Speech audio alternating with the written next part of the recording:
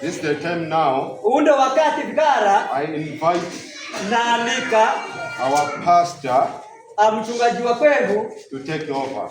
Ahale nafasi. Welcome. Karibu jo mchungaji. Now clap your hands.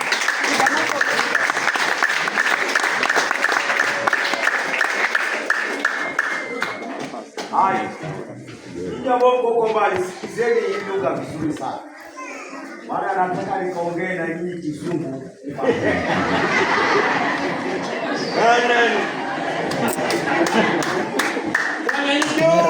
Nero patikana rero. Amen. Amen. Amen. Amen. Lakini wengine wanasema niongee Kiswahili. Amen. So, namuita brother Kenya ndio. Anamuita ndugu yetu Kenya. Maana nikianza kunena kwa Kizungu na neno pula na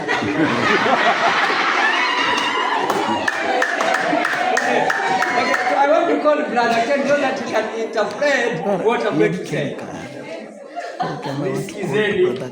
Listen, imebaki nusu saa. We are remaining with half an hour.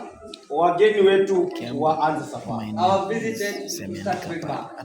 Na kwa sababu wamezungumza kabla, and because they have talked to us before, kuna mahali wanasubiriwa.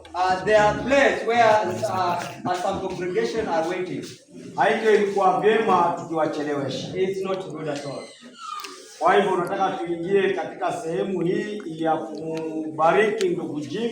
So we want now to come at the moment of gifting our visit. Kwa sababu ndugu Jim tunampenda. And because we love our brother Jim. Na tunasikia tukambariki. We feel like gifting. Kwa hivyo tungeliomba. So we are asking. Tutakuwa na sehemu 4. So we shall have 4 sections za uharaka. 4 sections ambazo tutaenda kumubariki ndugu Jim.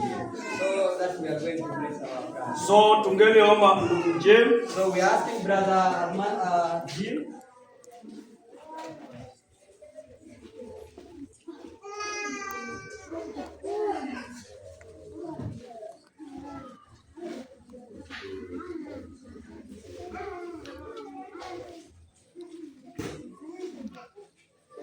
Funga ibada kwanza alafu ndo mkabariki ibada.